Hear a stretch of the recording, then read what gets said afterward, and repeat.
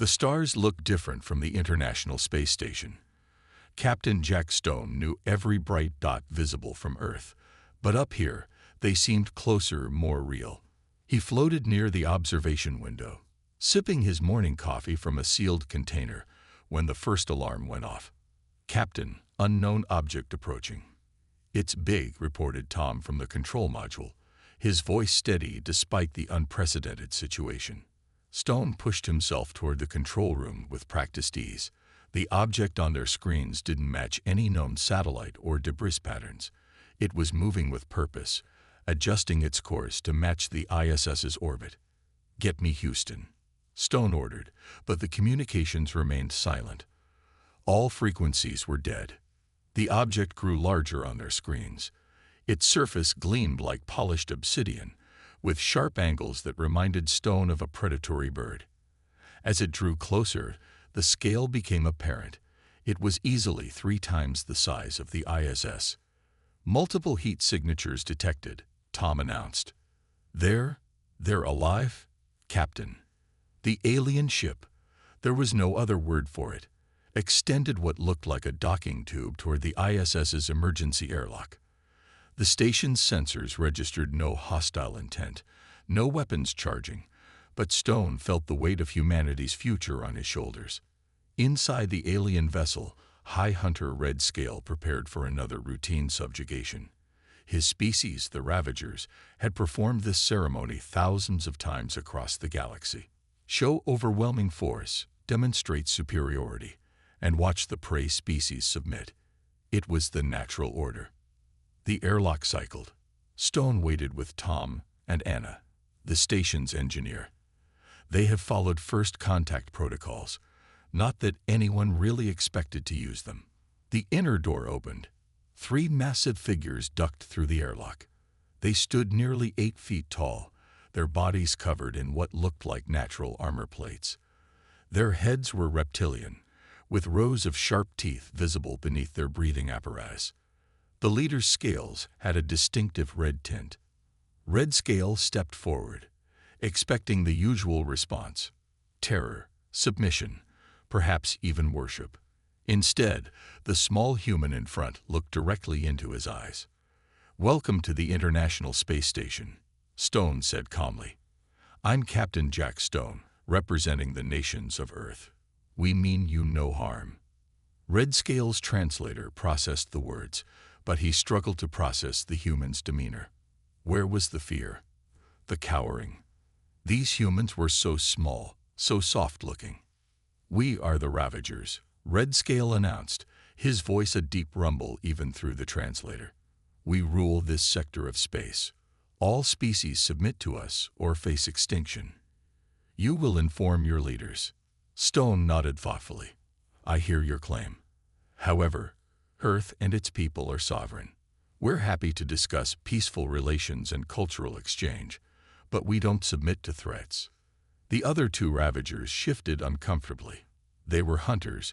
Reading body language was instinctive to them. The humans showed signs of caution, yes, but not fear. The female human was even taking readings with some device, her curiosity evident. Red Scale tried again, stepping closer to Stone, using his full height. "Perhaps you don't understand. We have destroyed civilizations for less defiance. Your technology is primitive. Your bodies are weak. Submit." Stone didn't step back. He didn't break eye contact. Instead, he smiled, an expression the Ravager's database had labeled as potentially both friendly and threatening. "We understand perfectly. However, humanity has its own history as apex predators. We've learned to be civilized, to be diplomatic, but we haven't forgotten our nature. I suggest you consider your next actions carefully." The calm confidence unsettled Red Scale more than any show of force could have. His species had evolved as the galaxy's ultimate predators, yet something about these humans triggered ancient instincts. They didn't behave like prey. Without another word, Red Scale signaled his companions. They retreated to their ship, maintaining their dignified bearing. But all 3 felt an unfamiliar sensation: doubt. As the alien ship detached and moved away from the ISS, communications with Earth suddenly returned. "Houston, this is Captain Stone," he reported. "You're not going to believe this, but we just had first contact, and something tells me it won't be the last we see of them." Tom looked at his captain. "Sir, do you think we just started a war?" Stone watched the alien ship disappear among the stars. "No, Tom. I think we just prevented one. For now." Commander Whiteclaw sat in his private chamber aboard the Ravager mothership, his claws clicking nervously against the control panel. The screen before him showed scenes from Earth's history, each more disturbing than the last. "Play the next sequence," he ordered the ship's computer. The screen flickered to show human warriors crossing frozen mountains with elephants, massive beasts that should have been impossible to control. Another scene showed tiny boats crossing vast oceans, humans adapting to survive weeks on water. Then came images of humans in desert warfare, jungle combat, and Arctic survival. "Impossible," Whiteclaw muttered. "No single species should be able to fight in all these environments." His second-in-command, Bluespine, entered the chamber with more data crystals. "Commander, you need to see this. We've decoded more of their entertainment broadcasts. They have thousands of recordings showing different ways they might fight alien invasions." Whiteclaw's scales bristled. "They planned for us." "Not exactly," Bluespine explained. "They imagined countless scenarios, tried to think of every possible way to fight superior forces. And, sir, they often win in these stories." The commander pulled up another file. This one showed humans hunting in their early days.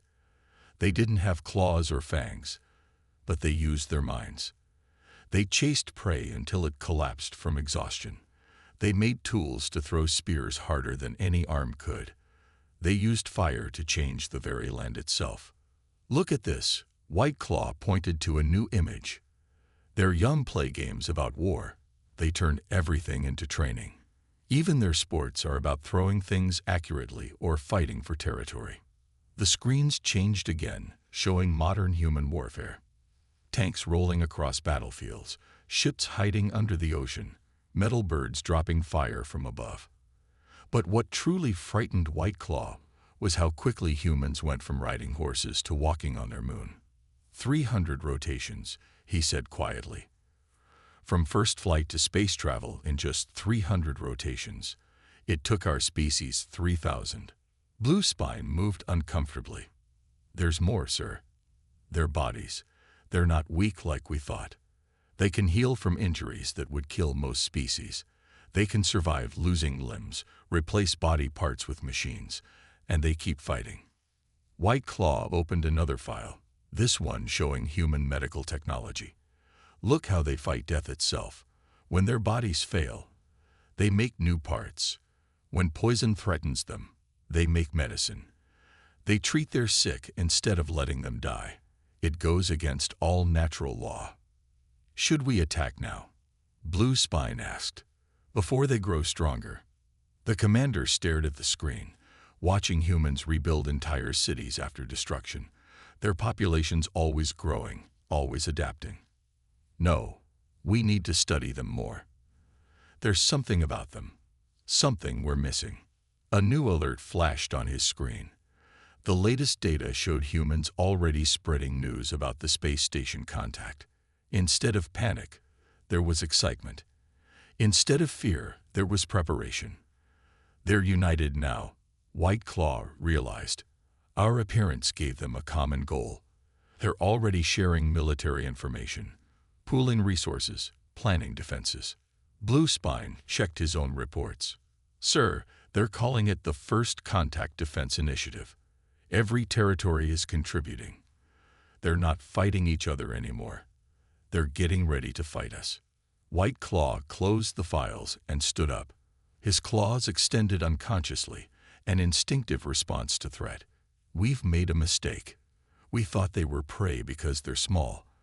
But look at their eyes in these images. Those are predator eyes. They don't see us as superior beings to submit to. They see us as a challenge. What do? We test them," Whiteclaw decided. One small attack. We need to see how they fight, not just their history. But choose the target carefully. Somewhere cold. Somewhere that would weaken any normal species. As he gave the order, White Claw felt an unfamiliar sensation in his gut. For the first time in his long life, he wasn't sure if the Ravagers were truly the galaxy's apex predators anymore. The temperature outside Fort Richardson, Alaska, was 30 degrees below zero. Colonel Marcus Reed stood at the window of his command center, watching the aurora dance across the night sky. The cold didn't bother him. He'd trained in Arctic warfare for 15 years. "Sir, multiple contacts just appeared on radar," Lieutenant Andy reported, his voice tense. "They're coming in fast from the upper atmosphere." Reed smiled slightly. They'd been waiting for this. After the space station incident, every military base on Earth had prepared for possible alien contact. They'd chosen the right location. The Ravagers were testing them in the coldest place possible. "Sound the alarm," Reed ordered, "but quietly. Let's not let them know we see them yet." 3 Ravager dropships descended through the swirling snow. Each carried 30 warriors, all equipped with advanced weapons and armor. Their commander, Strike Leader Greyhide, felt confident. No species could fight well in this killing cold. The first ship landed in a clearing 2 miles from the base. As soon as the Ravagers stepped out, they knew something was wrong. The snow was too deep, too soft. Their heavy armor, perfect for normal combat, made them sink. "Spread out," Greyhide ordered. "The humans will be hiding in their warm buildings. We'll draw them out." A sudden explosion threw snow and ice into the air. The Ravager formation scattered. They'd walked right into a minefield hidden under the snow. But these weren't normal mines. They were filled with a strange liquid that froze instantly on contact with the Ravager's armor, making it brittle in the extreme cold. "Clever," Greyhide growled, "but weakened still." The crack of gunfire cut through the air. Human soldiers in white winter gear seemed to appear from nowhere, rising from snowbanks where they'd been lying in wait for hours. Their weapons weren't as advanced as the Ravagers, but they didn't need to be. They'd studied the alien armor from the space station footage and found its weakness. It couldn't handle extreme temperature changes.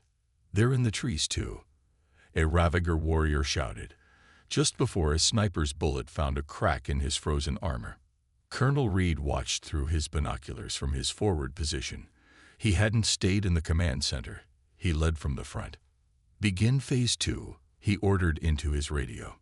Snowmobiles roared to life, seeming to come from every direction. The humans moved fast, hitting and running, never staying still long enough to become targets. They'd trained for this kind of warfare for generations. The second Ravager dropship tried to provide air support, but something was wrong with their sensors. The extreme cold was affecting their equipment, and the aurora above played havoc with their targeting systems. "This is impossible," Greyhide roared as another group of his warriors fell to the human ambush.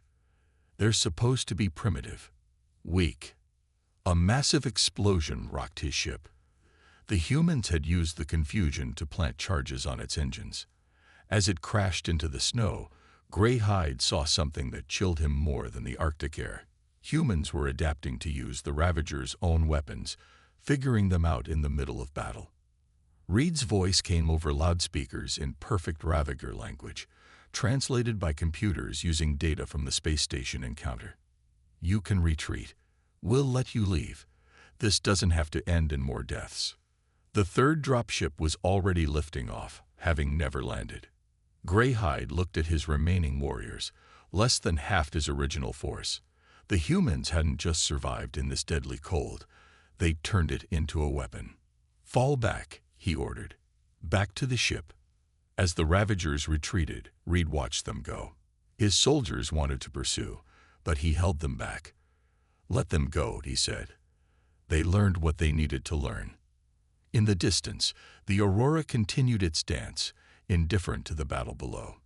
The humans had won their first victory against the galaxy's apex predators, not through superior technology or strength, but through preparation, adaptation, and the ability to turn any environment to their advantage. The test was over, but everyone knew this was just the beginning. Admiral Lisa Thompson stared at the strange creatures on her screen with a mixture of wonder and caution. After the battle in Alaska, Earth's new Space Defense Command had detected unusual signals coming from the edge of the solar system. But instead of more Ravagers, they found something entirely different. The crystal mines looked like walking diamonds, their transparent bodies glowing with inner light.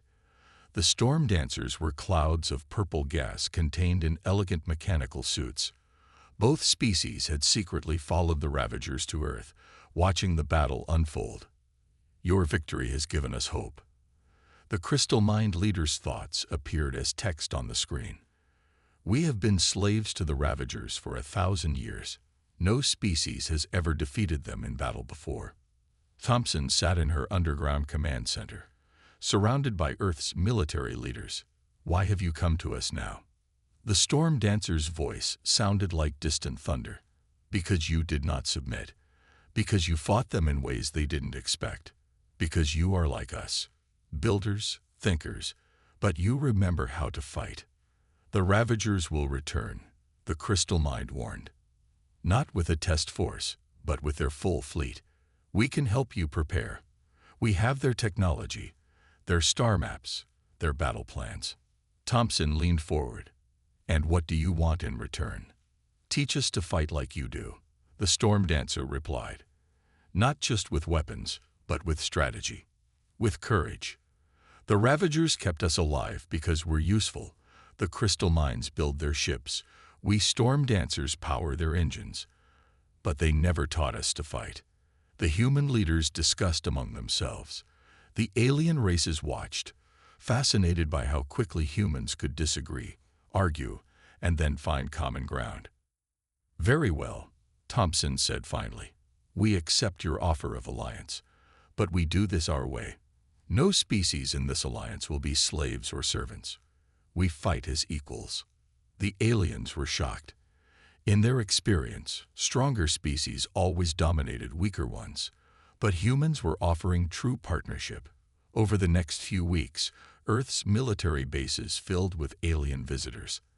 At Fort Richardson, crystal mind engineers studied how humans had modified their weapons to work in the extreme cold. In desert training grounds, storm dancers learned human guerrilla warfare tactics. Your species is strange, a crystal mind told Thompson as they watched human soldiers teaching their allies how to move quietly through forest terrain.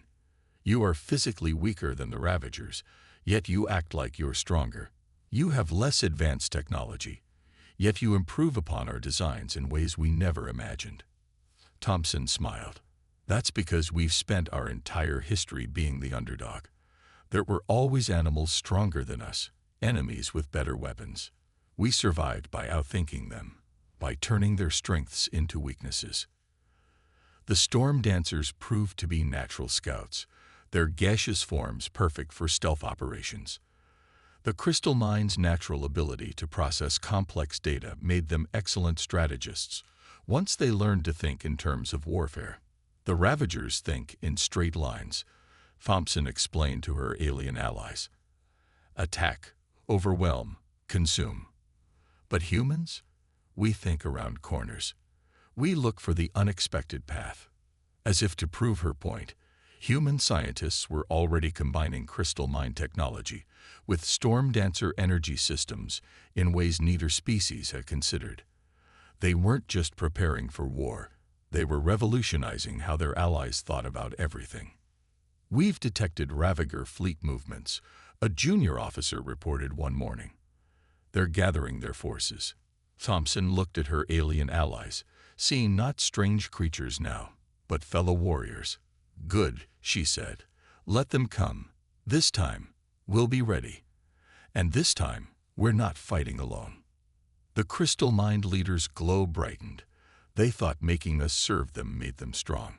But by forcing us together, they created something they never expected, a real alliance. And that, Thompson said, watching human and alien soldiers training together, is something worth fighting for. Dr. Thomas Gray's laboratory deep beneath the Rocky Mountains buzzed with activity. Crystal mine scientists floated near glowing computer screens, while storm dancers swirled around complex machinery. In the center of it all, Gray stood at his workbench, studying a piece of Ravager armor recovered from the Alaska battle. "Look at this," he said to his alien colleagues. "Their armor isn't just strong. It's alive. It grows with them, adapts to them. But that's also its weakness." A crystal mine named Bright Core moved closer, its crystalline body reflecting the lab's lights. "We built their armor for centuries, but we never thought to use it against them." Gray picked up a small device, roughly the size of a coin. "That's because you were thinking like builders. We humans think like hunters. Everything has a weak point. The trick is finding it." The device in his hand started to hum.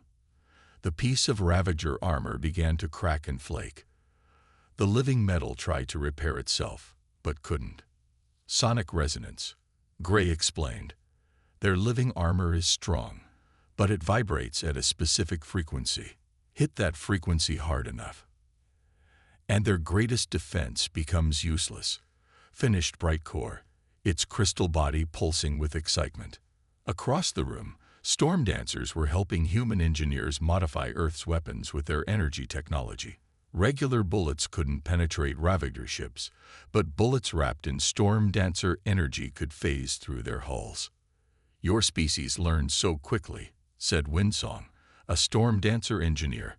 "What took us centuries to develop, you adapt and improve in weeks." Gray walked over to a large testing chamber. Inside, a new type of combat suit waited. A combination of human design, crystalline materials, and storm dancer power systems.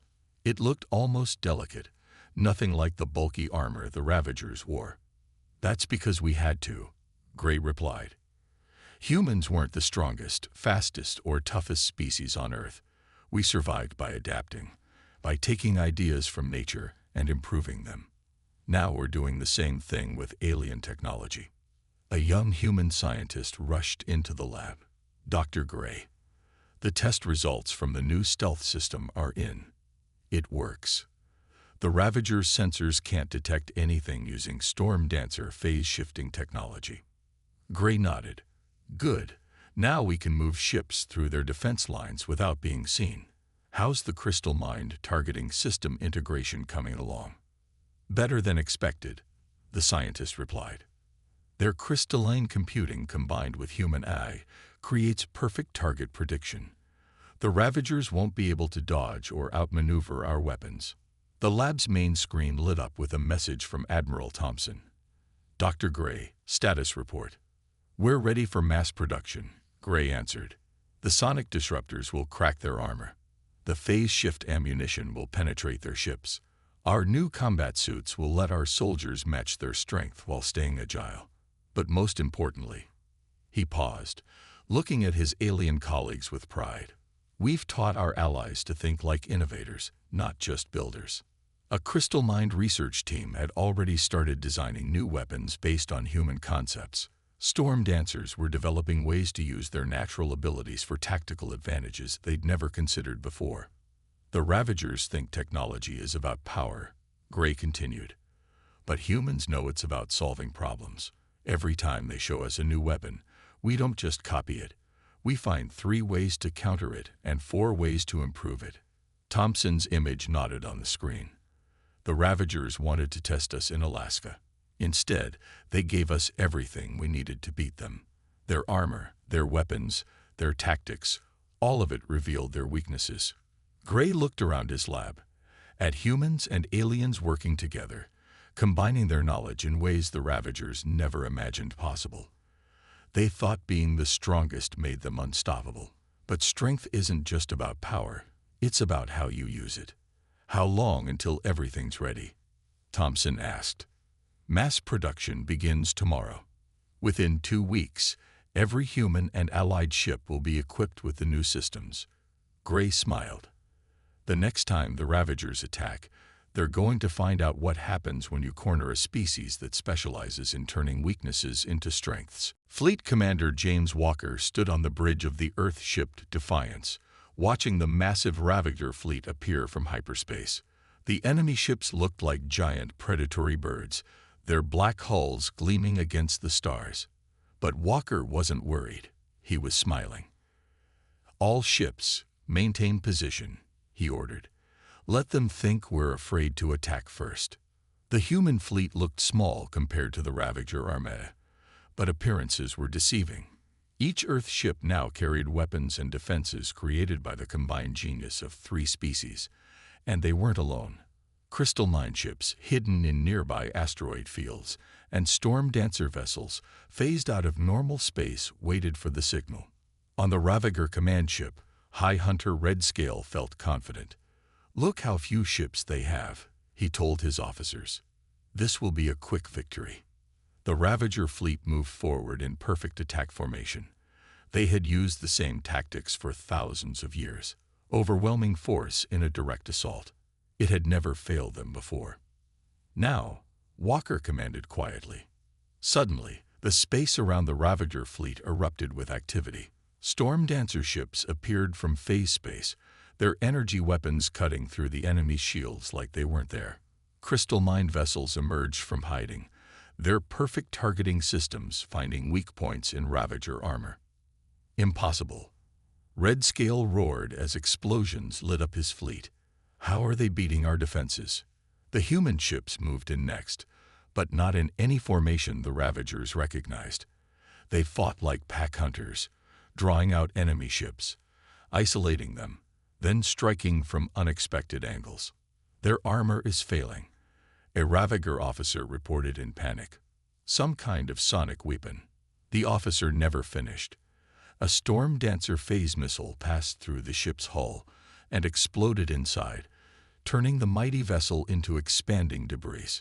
On a dozen Ravager-controlled worlds, the signal was received. Enslaved species who had learned human warfare tactics rose up against their oppressors. The crystal mines used their deep knowledge of Ravager technology to shut down defense systems. Storm dancers, once used only for power generation, now turned their abilities to warfare. But it was the human combat techniques that truly shocked the Ravagers. Every slave species now fought with Earth's strategies: guerrilla warfare, hit-and-run attacks, and psychological warfare.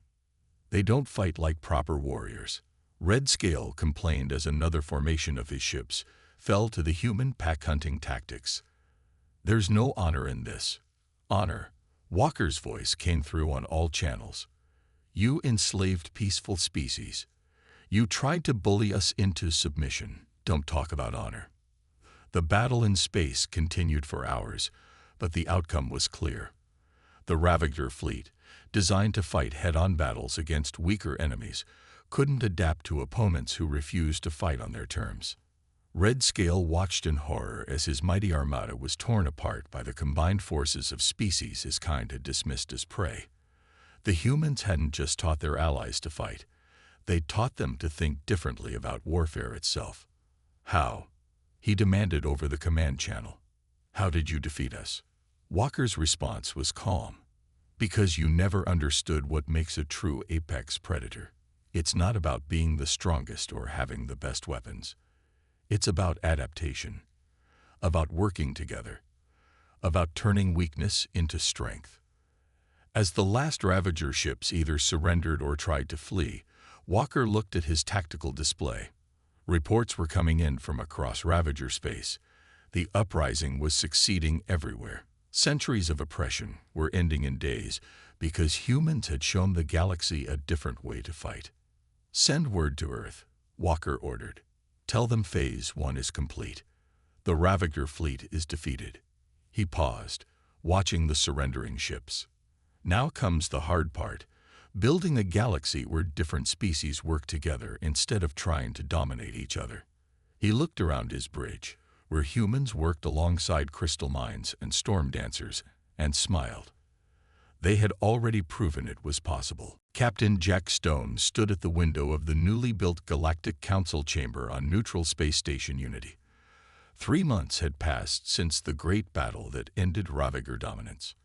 Now, representatives from 50 different species gathered to shape the galaxy's future.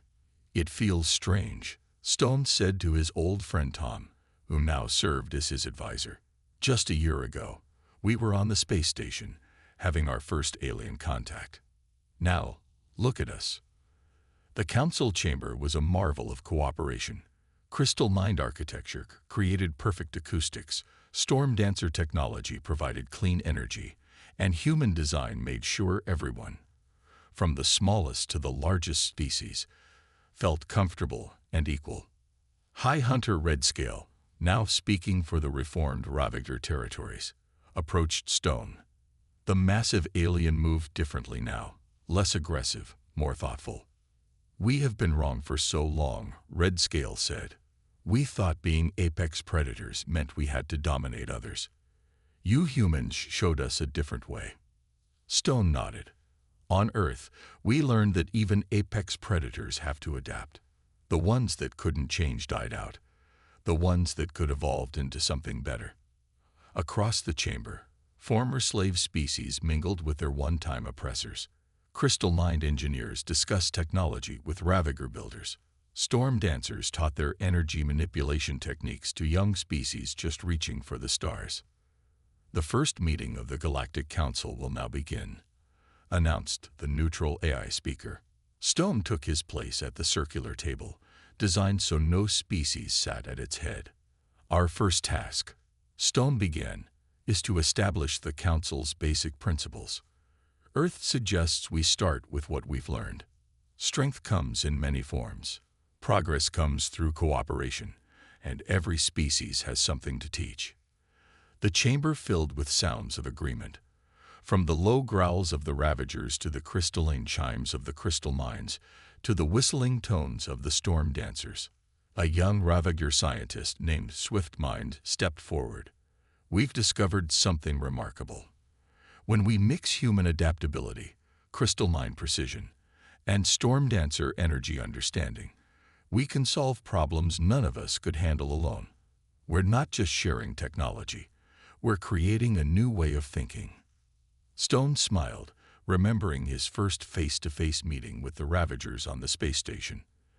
"That's because we stopped trying to prove who was strongest and started asking who had the best ideas." The Council's first session lasted 3 days. They established laws protecting developing species, created programs to share technology responsibly, and set up peacekeeping forces made up of all member species. "There's one more thing," Stone said near the end. "We need to remember this lesson, not just about the Ravagers, but about humanity too." The chamber grew quiet. "We proved we could beat the galaxy's greatest predators. We could have become the new dominators. But that's not our way. Real strength isn't about forcing others to submit. It's about helping them rise." Red Scale stood. "The humans didn't just defeat us. They made us better. They showed us that adaptation isn't weakness. It's the greatest strength of all." As the session ended, Stone returned to his window. Ships of all designs and sizes moved peacefully through space. Former enemies worked together on joint projects. Young species arrived daily, eager to join this new galactic community. "We did it, Tom," Stone said quietly. "We changed the galaxy not by being the strongest, but by being the wisest." Tom smiled. "That's why they feared us, isn't it? Not because we could fight them, but because we could change them.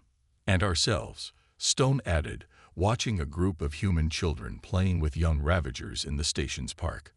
"That's the real victory. We all learn to evolve together."